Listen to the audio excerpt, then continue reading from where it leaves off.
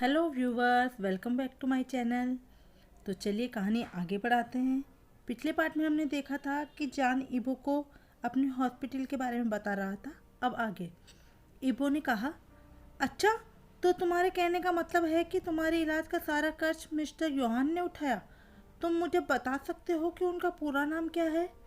जान ने कहा, उनका पूरा नाम सीन योहान है और वो एक बहुत अच्छे इंसान है। भले ही उनकी उम्र ज़्यादा है, पर वो हमेशा खुश रहने की कोशिश करते हैं और अपने आसपास के लोगों को भी खुश रखने की कोशिश करते हैं। मेरे इलाज का सारा खर्च दो लोगों ने मिलकर उठाया था, एक मिस्टर योहान और एक मिस्टर एक्स। इबो ने कहा, मिस्टर एक्स मतलब जोचेंग जो तुम्हारा बॉस है? हामी में अपना सिर हिलाते हुए कहा कि हाँ, जब तक मेरा इलाज चल रहा था तब तक दोनों मेरे साथ थे और मुझे छोड़कर कहीं नहीं जाते थे। और वहाँ पर कोई और भी था जो मेरा ख्याल रखता था, पर इससे पहले कि मैं उन्हें देख पाता, मैं उन्हें थैंक यू कह पाता, वो मुझे छोड़कर चली गई। इबो ने कहा कि वो कौन थी? तुमसे बिना मिले चली गई मतलब? इबो ने देखा कि जब वो उस लेडी के बारे में बात कर रहा था तो वो थोड़ा उदास हो गया था। इसका मतलब तो यही था कि वो जान के बहुत करीब थी। जान ने कहा, हम एक दूसरे से मिले भी हैं और नहीं भी मिले। हम एक दूसरे के साथ भी हैं पर बहुत दूर भी हैं। हम एक दूसरे को देख भी सकते हैं पर बात नहीं कर सकते। ईवो को खुद समझ नहीं आ रहा था कि जान क्या कहने की कोशिश कर रहा है। वो बस उसकी बातें सुन रहा था कि क्या पता जान कुछ और कहेगा। जान ने फिर कहा, उन्होंने मुझे जिंदगी का सबसे बेहतरीन तोहफा दिया और फिर वो मुझे छोड़कर चली गई। फिर जान ने ईबो का हाथ पकड़ते हुए कहा कि मैं अपनी आंखों की बात कर रहा हूँ। ये आंखें उन्हीं की हैं। अगर वो मेरी जिंदगी में नहीं आती तो मैं फिर से इस दुनिया को कभी नहीं देख पाता ईबो। जब 7 साल पहले मुझे अपनी आंखों के बारे में पता चला था कि मैं अब कभी नहीं देख पाऊंगा तो मैं पागल हो गया। मुझे समझ ही नहीं आ रहा था कि मैं अब क्या करूंगा। अगर मेरी आंखें ही नहीं रहेगी तो मैं अपने सपने कैसे पूरे करूंगा? बिना आंखों के मेरा कोई वजूद ही नहीं रहेगा। ना ही मैं कुछ नई खोज कर सकता था और ना ही कुछ नया बना सकता था। ऐसा नहीं था कि मैं अपनी आंखों के ऑपरेशन के लिए तैयार नहीं था, पर उस समय डॉक्टर्स ने बताया कि मेरा शरीर पहले से बहुत कमज़ोर है और अगर अभी दूसरा ऑपरेशन किया तो मेरी जान जा सकती है। उस समय मैंने सबसे बात करना बंद कर दिया था क्योंकि मुझे ऐसा लग रहा था कि मेरी ज़िंदगी ख़त्म हो गई है। मैं दिन रात बस मुर्दे की तरह बेड पर पड़ा रहता था। फिर अचानक एक दिन जोचेंग उस औरत को मेरी ज़िंदगी में लेकर आए। वो कोई और नहीं बल्कि जोचेंग की गर्लफ्रेंड थी। वो दिमाग की डॉक्टर थी। उसी की मदद से मैं धीरे धीरे ठीक होने लगा था। समय के साथ साथ अपने आसपास के लोगों से बात भी करने लगा था। मैं अपनी ज़िंदगी को दूसरे नज़रिए से देखने लगा था। उन्होंने मुझे सिखाया कि सिर्फ आंखों से ही सब कुछ नहीं होता। अगर मेरे अंदर हौसला है तो मैं फिर से अपनी ज़िंदगी नॉर्मल जी सकता हूँ। क्या हुआ अगर मेरी आंखें नहीं हैं, पर मेरा टैलेंट तो अभी भी मेरे साथ है। मैंने अंधे लोगों की भाषा को भी सीखना शुरू कर दिया और आश्चर्य की बात ये थी कि मुझे कुछ ही हफ्तों में बहुत कुछ आ गया। सब कुछ सही चल रहा था। मैं हर रोज़ कुछ नया सीख रहा था। इसी तरह से 1 साल कैसे बीत गया मुझे पता ही नहीं चला। पर एक दिन अचानक ही कुछ डॉक्टर्स मेरे पास आए। उनके साथ मिस्टर योहान भी आए। उन्होंने मुझे बताया कि उन्हें ट्रांसप्लांट के लिए आंखें मिल गई हैं, इसलिए अभी के अभी मुझे ऑपरेशन कराना पड़ेगा। मैं पिछले 1 साल से इसी दिन का तो इंतज़ार कर रहा था, इसलिए मुझे पता था कि अगर ये अचानक भी हो जाता है तो इससे मुझे कोई प्रॉब्लम नहीं होगी। मैंने बिना कुछ सोचे समझे ऑपरेशन के लिए हाँ कर दी। इसके बाद जान चुप हो गया। जब थोड़ी देर के लिए उसने कुछ नहीं कहा तो इबो ने पूछा, तुम ठीक हो ना? जान ने फिर बताना शुरू किया, जब मेरी आंखों का ऑपरेशन हो गया था ना, तो उसके करीब 2 महीने बाद मुझे थोड़ा थोड़ा दिखाई देने लगा था। मैं सभी लोगों से धीरे धीरे मिल रहा था, पर मेरी दोस्त जो जोचे की गर्लफ्रेंड मुझे कहीं दिखाई नहीं दे रही थी। मैं हर रोज़ उनका इंतज़ार करता था, पर वो कभी भी मुझसे मिलने नहीं आई। यहाँ तक कि मिस्टर योहान ने भी मुझे नहीं बताया कि ये आंखें मेरी दोस्त की हैं। मैं अब उन्हीं की आंखों से इस दुनिया को देख रहा हूँ। जब किसी ने मुझे कुछ नहीं बताया तो एक दिन मैंने कहा कि मैं अपने डॉक्टर से मिलना चाहता हूँ जो अब तक मेरे साथ काम कर रही थी। मैंने उस समय वार्निंग देते हुए कहा कि जब तक वो मुझसे मिलने नहीं आएगी मैं कोई दवा नहीं लूँगा और ना ही खाना खाऊंगा। जब नर्स खाना लेकर आई तो मैंने खाना खाने से भी मना कर दिया था और चिल्लाते हुए कहा कि मैंने कितनी बार कहा है कि जब तक डॉक्टर जोंजियो मुझसे मिलने नहीं आएंगी मैं खाना और दवा नहीं खाऊंगा। हर बार कोई ना कोई बहाना बनाकर मुझे मना कर दिया जाता था कि डॉक्टर जोंजियो अभी आपसे मिलने नहीं आ सकती। अगर वो मुझसे दोस्त की तरह नहीं मिलना चाहती थी तो उनसे कहो कि वो डॉक्टर के नाते मुझसे मिले। तभी अचानक जोचेंग वहाँ आ गया। वहाँ के सभी डॉक्टर्स और नर्स उससे डरते थे, इसलिए उसके आते ही वो चुपचाप खड़े हो गए। पर जैसे ही वी ने जोचेंग को देखा तो उसका गुस्सा और बढ़ गया। पता नहीं क्यों पर वो जब भी जोचेंग को देखता था उसे उसकी शक्ल में ईबो नजर आता था, जिसके साथ उसने 1 महीना रिसोर्ट में गुजारा था।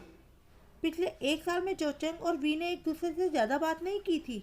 वी ज़्यादातर तो मिस्टर योहान या डॉक्टर जोंजिया के साथ रहता था। जोचेंग वी के पास आ गया और उसके पास टेबल पर रखे गिलासेज को एक एक करके नीचे फर्श पर फेंकने लगा। वी को समझ नहीं आ रहा था कि आखिर वो क्या करने की कोशिश कर रहा है। वो उसकी तरफ घूर कर देखने लगा, जैसे इशारों ही इशारों में कहने की कोशिश कर रहा हो कि कहीं तुम पागल तो नहीं हो गए। पर जोचेंग फिर भी नहीं रुका और कमरे में रखी बाकी सारी चीज़ें भी फर्श पर फेंकने लगा। जब वी से बर्दाश्त नहीं हुआ तो उसने आखिरकार पूछ ही लिया, अब आप क्या कर रहे हैं और चीज़ों को इस तरह से क्यों तोड़ रहे हैं? अगर आप अभी के अभी नहीं रुके तो मैं कंप्लेन कर दूंगा और सब कुछ डॉक्टर जोंजियो को बता दूंगा, तब आप उनको जवाब देना। इतना कहकर वी मुस्कुराने लगा और कहा कि आपको आपकी गर्लफ्रेंड से डर नहीं लगता क्या? अरे हाँ, मैं तो भूल ही गया कि 2 महीने पहले आप दोनों की शादी हो गई है। तो फिर आपको आपकी वाइफ से डर नहीं लगता?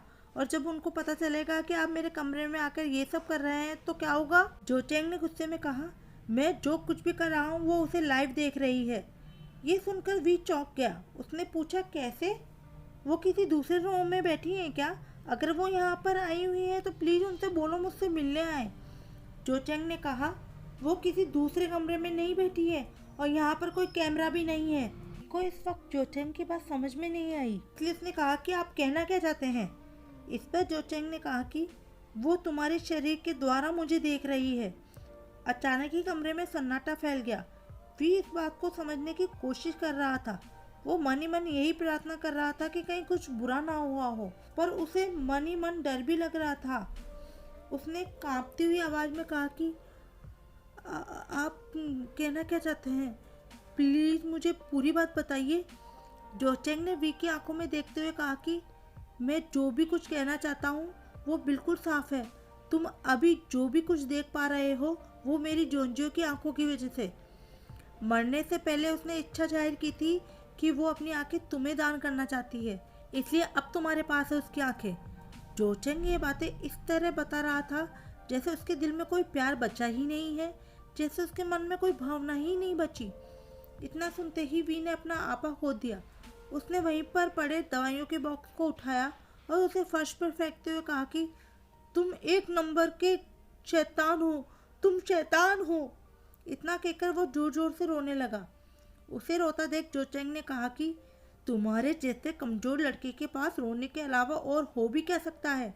इनफैक्ट तुम रोने के अलावा कुछ नहीं कर सकते। जब देखो हर बात के लिए रोते रहते हो। मेरी पत्नी ने अपनी आंखें तुम्हें रोने के लिए नहीं दी। तुम्हें ऐसे रोते देख भी वो उदास हो रही होगी। उसने अपनी आंखें तुम्हें इसलिए दी थी ताकि तुम अपने सपने पूरे कर सको, इस दुनिया को देख सको। और अब तुम मुझे भी दुखी कर रहे हो। इनफैक्ट मुझे भी दुख हो रहा है कि उसने अपनी आंखें तुम्हें क्यों दी है या तुम्हें क्यों चुना। जोचेंग की बातें वी को कांटे की तरह चुभ रही थी। उसने कहा कि अगर मैं इतना ही बुरा हूँ तो आप यहाँ पर क्या कर रहे हैं? क्या मैं जोंजियो के लिए रो भी नहीं सकता? कोई मेरा खास मुझे इस दुनिया में फिर से अकेला छोड़कर चला गया और मैं उसके लिए रो भी नहीं सकता। हर कोई आपकी तरह बुज़दिल नहीं होता। अगर आप मेरी लाचारी के ऊपर हंसना चाहते हैं तो जी भर के हंस लीजिए, क्योंकि अब आपसे मैं कुछ नहीं कहूँगा। जोचेंग ने कहा, मैं तुम्हें लाचार नहीं कर रहा हूँ, मैं तुम्हें बस इतना बताने की कोशिश कर रहा हूँ जोंजियो अब इस दुनिया में नहीं है। तुम तो जिंदा हो ना, इसलिए तुम जोंजियो को तभी खुश कर सकते हो जब तुम अपनी ज़िंदगी में खुश रहोगे। तुम जो कुछ भी देख रहे हो उसे जोंजियो भी देख रही है, इसलिए बात बात पर रोने की कोशिश मत करो, क्योंकि मुझे अपनी जोंजियो को रोते देखना बिल्कुल अच्छा नहीं लगता। इसलिए अगर तुम उसकी थोड़ी सी भी इज्जत करते हो ना तो तुम अपने पैरों पर खड़े होने की कोशिश करो। मैं नर्स को तुम्हारे कमरे में भेज रहा हूँ। इसलिए अब चुपचाप से दवाई खा लेना, और अगर इस बार भी तुमने नाटक किया ना तो मैं तुम्हें यहाँ से बाहर छोड़ आऊँगा। जैसे ही जोचेंग कमरे से बाहर गया तो एक नर्स कमरे के अंदर आ गई। उसने वी को दवाई दी और वी ने बिना कुछ किए दवाई खा ली। प्रेजेंट में जान ने अपनी बात को आगे कंटिन्यू करते हुए ईबो से कहा कि उस दिन के बाद से जोचेंग हर रोज़ मुझसे मिलने आया करते थे। बस रोज़ आकर मुझे डांटते रहते। कभी कहते कि तुम ये ठीक नहीं कर रहे हो, तो कभी कहते तुम्हें अपने सोचने का तरीका बदलना चाहिए। क्या तुम जानते हो वो मुझसे इस तरह से बात क्यों करते थे? ईबो कुछ देर के लिए सोच में पड़ गया कि वो इस बात का क्या जवाब दे। ना ही वो जान को गुस्सा दिलाना चाहता था, ना ही वो जवाब कुछ ऐसा देना चाहता था जो गलत हो।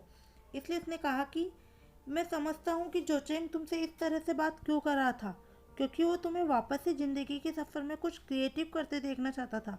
वो नहीं चाहता था कि तुम जोंजो की मौत की वजह से दोबारा अपनी ज़िंदगी में हार मान जाओ और जोंजो की कोशिश नाकामयाब हो जाती। जान ने इबो की बातों में हाँ मिलाते हुए कहा कि हाँ, ये बात मुझे तब समझ नहीं आई थी, लेकिन इसी तरीके से जोचेंग ने मुझे मेरी ज़िंदगी में आगे बढ़ने का रास्ता दिखाया। धीरे धीरे हम दोनों का रिश्ता भी बेहतर होने लगा। अब हम दोनों बहुत अच्छे दोस्त बन गए। ऐसा नहीं था कि हम दोनों के बीच प्यार था, बट फ्रेंडशिप बहुत गहरी हो गई थी। आज तुम जिस जान को देख रहे हो ना, उसे बनाने में कहीं ना कहीं जोचेंग का ही हाथ है। ये सब सुनकर ईबो ने जान को कसकर गले लगा लिया। उसे जोचेंग के लिए बुरा लग रहा था। वो तो जान से एक पल के लिए भी दूर नहीं रह पाता, लेकिन जोचेंग ने तो अपना प्यार हमेशा के लिए खो दिया था। शायद उस समय जान और जोचेंग एक दूसरे की वजह से अपनी ज़िंदगी में आगे बढ़ पाए। तभी ईबो ने पूछा, अच्छा जान, तुम जिस लड़की के बारे में बात कर रहे थे उसकी डेथ कैसे हुई? ईबो जानता था कि जोचेंग अंडरवर्ल्ड से जुड़ा है, और अगर जोंजो उसकी सचमुच पत्नी थी तो अचानक इस मौत के पीछे कोई ना कोई वजह तो रही होगी। हालांकि जोंजो की इच्छा अपनी आंखें जान को डोनेट करने की थी, पर जोचेंग इस बात के लिए आसानी से नहीं माना होगा। इसके पीछे कोई ना कोई वजह जरूर हो रही होगी। जान ने मना करते हुए कहा, नहीं, मुझे उसके बारे में नहीं पता। ये बात अलग है कि हम दोनों के बीच में रिश्ता काफ़ी बेटर है, इनफैक्ट हम फ्रेंड्स हैं, पर हमने कभी अपने पास या जोंजो के बारे में कोई बात नहीं की। मुझे बस इतना पता था कि जिस दिन वो अपनी शादी का अनाउंसमेंट करने वाले थे, उसी दिन जोंजो की मौत हुई थी। असल में जान जो कह रहा था वो सच था, क्योंकि जब भी जान इस बारे में जोचेंग से बात करना चाहता था तो वो गुस्सा हो जाता था और 2-3 महीने के लिए देश से बाहर चला जाता था, और जब लौट कर आता था तब भी इसके बारे में कोई बात नहीं करता था। इसलिए जान ने भी अब पूछना बंद कर दिया था। जान ऐसी कोशिश कितनी बार कर चुका था। एक बार तो जोचेंग इतना गुस्सा हो गया था कि उसने जान से बात करना ही बंद कर दिया था और कहा था कि अगर तुम जोंजो की मौत के बारे में जानना चाहते हो तो मुझसे कभी बात मत करना। उसी दिन से दोनों ने तय कर लिया था कि वो दोनों इस बारे में कभी बात नहीं करेंगे। उसने जान से ये भी कहा कि मेरी परमिशन के बिना तुम जोंजो की मौत के बारे में कहीं छानबीन नहीं करोगे। अगर मुझे पता चला कि तुमने ऐसी कोई भी कोशिश की है तो हमारा रिश्ता हमेशा हमेशा के लिए ख़त्म हो जाएगा। फिर जान ने कहा, इसलिए हम इस बारे में कोई बात नहीं करते। फिर जान ईवो को अपने नाम के बारे में बताने लगा कि कैसे उसका नाम वी से बदलकर शाओ जान हो गया। जब मेरी आंखों का ऑपरेशन हो गया था तो उसके बाद मेरी इच्छा थी कि मैं अपने लिए एक नया नाम चुनूं, ताकि कोई मुझे ढूंढ ना पाए कि मैं कहाँ हूँ। मैं सबसे छिपकर रहना चाहता था। तभी जोचेंग के पापा सीन योहान ने मुझसे कहा कि मैं अपना नाम जान रख लूँ और उनका सीन टाइटल अपने नाम में ले लूँ, और सबसे कह दूँगी मैं उनका नाती हूँ। पर मैं इस बारे में जल्दबाजी में फ़ैसला नहीं लेना चाहता था। फिर मैंने जोचेंग को पूछा कि मुझे कौन सा नाम रखना चाहिए। तब उन्होंने मेरी बातों का कोई जवाब नहीं दिया। फिर वो मेरी आंखों में घूर कर देखने लगे। तभी मैंने फैसला कर दिया था कि मैं अपना नाम क्या रखने वाला हूँ।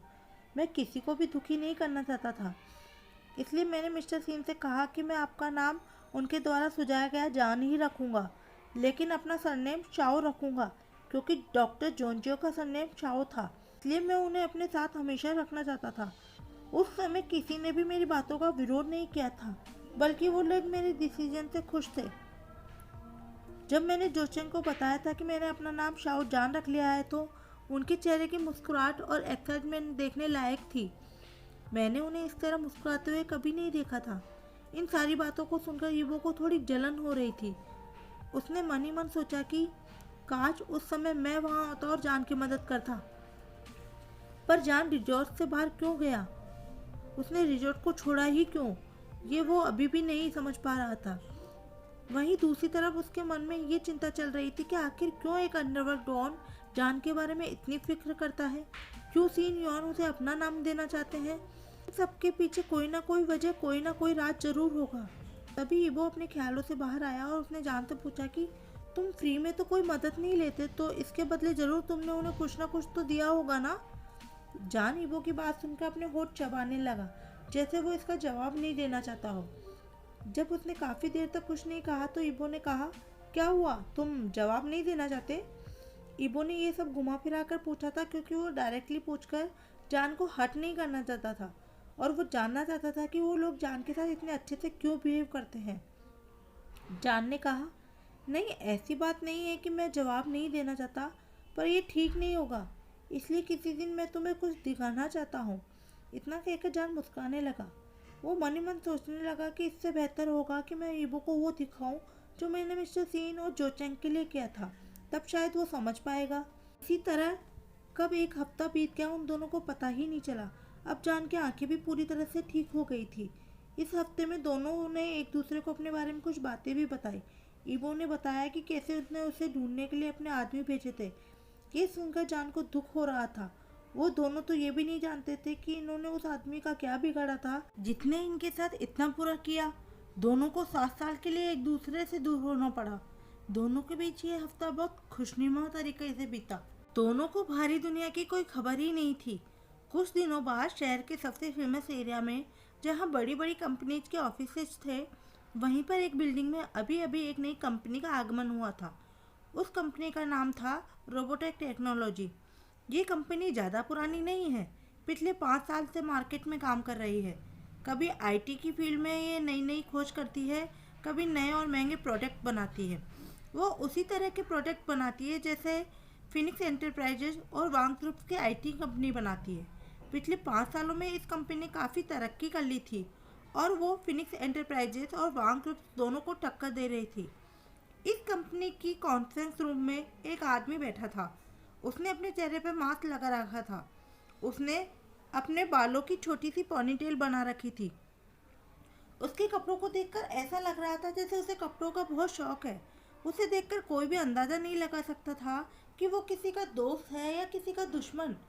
वो ना ही ज़्यादा मुस्कुराता था और ना ही ज़्यादा गुस्से में रहता था। वो इस नई कंपनी का मालिक था। उसके एम्प्लॉयज उससे साल में 1 या 2 बार ही देखते हैं। अगर उस कंपनी के किसी भी एम्प्लॉय को अपने बॉस से बात करनी होती थी, वो लोग उस आदमी के असिस्टेंट जो मिंग के थ्रू उनसे बात करते थे। किसी को भी अच्छी तरह से पता नहीं था कि आखिर वो आदमी कौन था। उसे देखकर ऐसा लगता था जैसे वो मार्केट में हर किसी को हराने के लिए आया है। और जो मिंग अपनी बॉस से या तो फ़ोन पे या ईमेल के माध्यम से ही बात करती थी। उस कॉन्फ्रेंस रूम में उस आदमी के साथ देश के बड़े बड़े वकील और शेयर होल्डर्स बैठे थे। उन लोगों को तो रातों रात ये खबर मिली थी कि कंपनी में कोई इम्पोर्टेंट डिसीजन होने वाला है, इसलिए सभी को इस मीटिंग में आना बहुत ज़रूरी था। जब वहाँ पर बैठे वकीलों के हेड को ये जानकारी मिली कि रोबोटेक टेक्नोलॉजी वांग ग्रुप्स के खिलाफ इन्फिनिटी सॉफ्टवेयर को लेकर लीगल केस दर्ज करना चाहती है, जैसे ही कॉन्फ्रेंस रूम में सभी लोग आ गए तो उस वकील ने कहा कि मिस्टर प्रेसिडेंट, इन्फिनिटी सॉफ्टवेयर वांग ग्रुप्स का प्रोडक्ट है और कंपनी पिछले 7 साल से उसे मार्केट में चला रही है, और अगर अब हम अचानक ये कहें कि ये हमारा प्रोडक्ट है तो इससे हमें ही नुकसान पहुंच सकता है। सभी लोग हमसे ये पूछेंगे कि आखिर हम 7 साल बाद ये क्यों कर रहे हैं। ये प्रोडक्ट हमारा है और इस तरह कोई भी हमारी बातों का विश्वास नहीं करेगा। तभी दूसरे वकील ने कहा, हाँ, मैं भी इस बात से सहमत हूँ। अगर हम इस मसले में ऐसे दखल अंदाजी करते हैं तो सीधे सीधे वांग ग्रुप के साथ लड़ाई का ऐलान करना होगा। अभी हम लोगों की बहुत छोटी सी कंपनी है, इसलिए इतनी बड़ी कंपनी के साथ लड़ाई करना हमारे लिए फ़ायदेमंद नहीं होगा। तभी सभी लोग उस आदमी की तरफ देखने लगे जो मास्क लगाकर बैठा था। वो आदमी बिना कुछ कहे एक पेपर पर कुछ लिखने लगा। सभी लोग उसके जवाब का इंतजार कर रहे थे। सभी के चेहरे पर डर साफ दिखाई दे रहा था। ऐसा नहीं है कि वो लोग उससे डरते थे, पर आज उसकी आंखों में एक अलग ही तरह का जज्बा नजर आ रहा था। थोड़ी देर बाद उसने पेन और पेपर साइड में रखा और कहा कि मुझे इससे कोई फर्क नहीं पड़ता कि कौन क्या सोचता है। अभी के अभी वांग ग्रुप को एक नोटिस भेजा जाए। उनसे ये कहो कि उन लोगों ने पिछले 7 सालों में इन्फिनिटी सॉफ्टवेयर से जितना भी पैसा कमाया है उसका 70% प्रॉफिट हमारे साथ शेयर करेंगे और अब उनका इन्फिनिटी सॉफ्टवेयर पर कोई हक नहीं रहेगा। अगर वो लोग हमारी बात मानने को तैयार नहीं होते हैं तो हम उनके खिलाफ कोर्ट में चोरी का मामला दर्ज करेंगे। इतना सुनकर वहाँ पर बैठे सभी लोग चुप हो गए। उन लोगों को समझ नहीं आ रहा था कि आखिर प्रेसिडेंट क्या करना चाहते हैं। ऐसा नहीं था कि वो लोग ये नहीं जानते थे कि वो आदमी कितना चालाक है, पर उन लोगों को लगा नहीं था कि हमारा बॉस इतनी बड़ी कंपनी के खिलाफ यूं ही जंग का ऐलान कर देगा। तभी एक वकील ने कहा, सर आपको नहीं लगता कि ये कुछ ज़्यादा है? वांग ग्रुप्स जितनी बड़ी कंपनी हमारे साथ भला कोई भी प्रॉफिट क्यों साझा करेगी? और आपको क्या लगता है कि क्या वो लोग हमारे साथ हाथ मिलाएंगे? जहाँ तक हमारे पिछले कामों का रिकॉर्ड है, मैं ये बता सकता हूँ कि वांग ग्रुप जैसी कंपनियों के साथ हम कभी भी काम नहीं कर सकते, क्योंकि हमारे रूल्स इतने हार्ड है कि कोई भी कंपनी इसे आसानी से फॉलो नहीं कर सकती सर। और वांग ग्रुप्स के प्रेसिडेंट वांग यीबो बहुत ही खतरनाक है। मैं जहाँ तक उनके बारे में जानता हूँ वो हमारी मांगों को कभी नहीं मानेंगे। इसलिए मैं तो यही कहता हूँ कि अभी वांग ग्रुप्स के साथ पंगा लेना हमारी कंपनी के लिए हानिकारक हो सकता है। और हमारे पास तो कोई प्रूफ भी नहीं है कि इन्फिनिटी सॉफ्टवेयर पर हमारा हक है भी या नहीं। और अभी जैसी जानकारी आ रही है उसके हिसाब से तो इन्फिनिटी सॉफ्टवेयर का अभी मार्केट में कोई वजूद ही नहीं बचा है। अभी अभी मार्केट में फ्यूरियस नाम का एक नया सॉफ्टवेयर आया है। इसलिए मुझे नहीं लगता कि ऐसे प्रोजेक्ट के ऊपर वांग ग्रुप जैसी बड़ी कंपनी के साथ जंग करने से हमारा कोई भी फायदा होने वाला है। तभी दूसरे वकील ने कहा कि यस सर, मैं भी यही सोचता हूँ कि हमें इस मामले पर थोड़ा सोच समझकर काम करना चाहिए। इसलिए हम लोग आपसे यही गुजारिश करते हैं कि आप इसके बारे में एक बार सोच लीजिएगा। वहाँ पर बैठे सभी लोग इस बात से सहमत थे, पर उनके बीच में एक ऐसा आदमी बैठा था जो चुपचाप सारी बातें सुन रहा था और कुछ नहीं कह रहा था। वो जानता था कि प्रेसिडेंट किस तरह से काम करते हैं। जब कंपनी नई नई बनी थी तब से वो वहाँ उस कंपनी के साथ काम कर रहा था, इसलिए उसने कुछ नहीं कहा, क्योंकि प्रेसिडेंट अगर कोई एक बार फैसला लेते हैं तो वो उसे करके ही छोड़ते हैं। पर वो इस बात के बारे में सोच रहा था कि सर आज ये मास्क लगाकर क्यों बैठे हैं? क्या वो अपना चेहरा छुपाने की कोशिश कर रहे हैं? तभी उस आदमी ने उस आदमी की तरफ इशारा किया और फिर उन्होंने कहा कि डेंगलून, तुम कुछ नहीं बोल रहे हो, तुम्हारा इसके बारे में क्या सोचना है? डेंगलून ने कहा, मुझे नहीं लगता कि मैं इस बारे में कुछ बोल सकता हूँ। ये कंपनी आपकी है और जब आपने किसी बात के ऊपर डिसीजन ले लिया है तो हम सबको मानना चाहिए। मुझे भरोसा है कि आपने अचानक इस फैसले को नहीं लिया होगा। आपने इस मामले में अच्छी तरह से रिसर्च किया होगा, तभी आपने ये सोचा होगा। इसलिए मुझे आप पर यकीन है और मैं आपका सपोर्ट करता हूँ। डेंगलून का जवाब सुनने के बाद वहाँ बैठे किसी भी आदमी में हिम्मत नहीं थी कि वो कुछ भी बोले। सबके चेहरे लटक गए। तभी उस आदमी ने कहा कि वांग ग्रुप न केवल हमारे साथ हाथ मिलाएगा बल्कि हमें उस सॉफ्टवेयर का मालिकाना हक भी देगा। इसलिए आप लोगों को चिंता करने की कोई ज़रूरत नहीं है। इस फैसले से वांग ग्रुप्स का भी बहुत फ़ायदा होने वाला है। तभी उस आदमी ने डेंगलून से कहा, डेंगलून, तुम हमारी तरफ से वांग ग्रुप्स के लिए एक नोटिस तैयार करो और उन्हें बताओ कि हम क्या चाहते हैं। मुझे ये डील 1 हफ्ते के अंदर पूरी तरह पक्की चाहिए। और हाँ, जब ये डील पक्की हो जाए तो फिर तुम्हें एक दूसरी कंपनी के साथ डील करनी है, जिसके लिए शायद तुम्हें सिंगापुर जाना पड़े। वहाँ पर तुम्हारे जो भी जान पहचान के लोग हैं उनसे अभी से संपर्क करना शुरू कर दो। डेंगलून ने हाँ में अपना सिर हिलाते हुए कहा कि मैं अभी से इस पर काम करने लग जाता हूँ, इसलिए आप निश्चिंत रहिए। तभी उस आदमी ने कहा कि आज की मीटिंग यहीं ख़त्म होती है। फिर उसने पेन और पेपर अपनी सेक्रेटरी के हाथ में दिए और कॉन्फ्रेंस रूम से बाहर चला गया। उसके जूतों की आवाज़ अभी भी वहाँ बैठे सभी लोगों के कानों में गूंज रही थी। असल में डेंगलून उस आदमी से तब मिला था जब वो 5 साल पहले इस कंपनी में काम करने आया था। उनकी मदद से ही आज वो देश के नामी गिरामी वकीलों को जानता है। अगर सालों पहले उस लड़के ने इसकी मदद ना की होती तो वो अभी तक किसी अंडरवर्ल्ड डॉन का बिजनेस संभाल रहा होता। उस लड़के की ही देन है कि उन दोनों ने आज इस कंपनी को यहाँ तक लाया है। प्रेसिडेंट के ऑफिस में वो आदमी जैसे ही अपने ऑफिस के अंदर गया तो सोफे पर बैठकर पानी पीने लगा। तभी उसकी असिस्टेंट मिंग ने दरवाज़ा खटखटाया। उसने कहा कि अंदर आ जाओ। अंदर आते ही मिंग ने कहा कि बॉस, आप जब मीटिंग में थे तब तक आपके लिए 2 फ़ोन कॉल्स आए थे। एक कोई प्रेसिडेंट एक्स है और दूसरे नाम के आगे जे लिखा है। उस आदमी ने जैसे ही जे का नाम सुना तो उसके चेहरे पे एक मुस्कान आ गई। उसे देखकर ऐसा लग रहा था जैसे वो एक बिल्कुल ही अलग बदला हुआ इंसान है।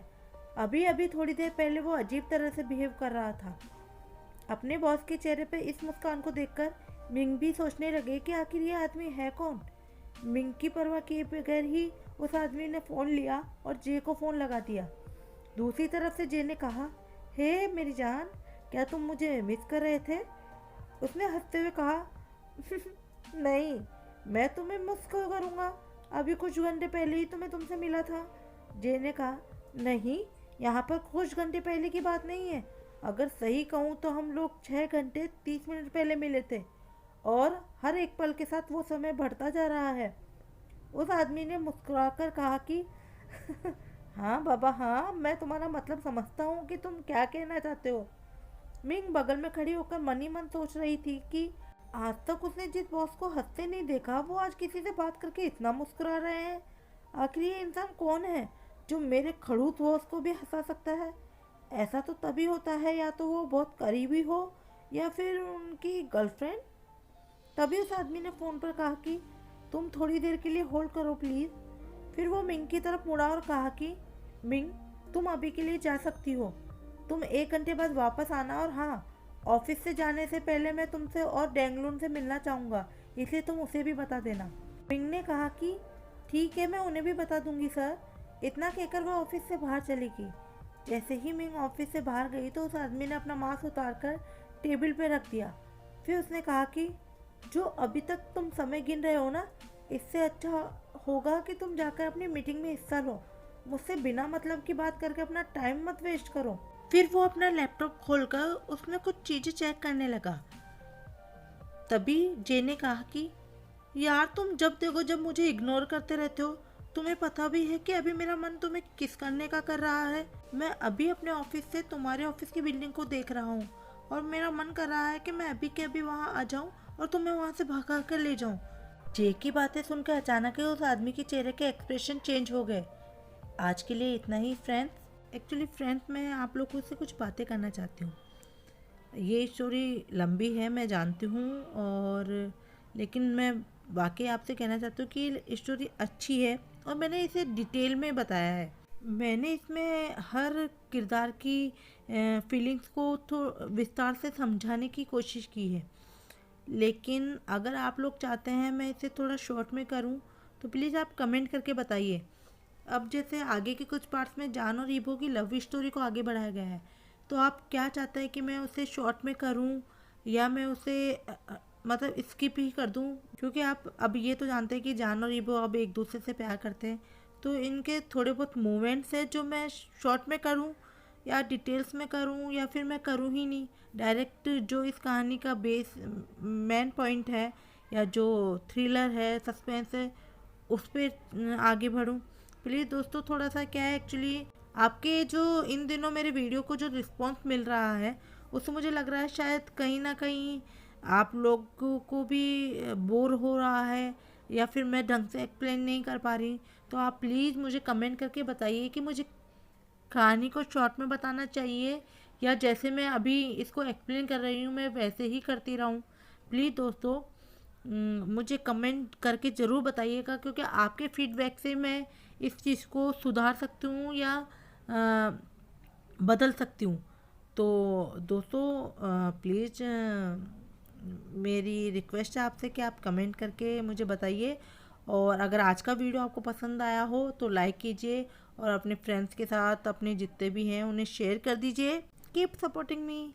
और फ्रेंड्स, मेरे चैनल पे अगर आप नए हैं तो मेरे चैनल को सब्सक्राइब करके ही जाइए, क्योंकि मैं इसी तरह की और भी स्टोरीज आपके लिए लेकर आऊँगी। अगर आप मुझे कोई सजेशन देना चाहते हैं तो उसके लिए भी आपका मोस्ट वेलकम है, ताकि मैं अपने वीडियो में की गई गलतियों को सुधार सकूं। Thank you so much. Love you all. Thanks for watching. Bye bye.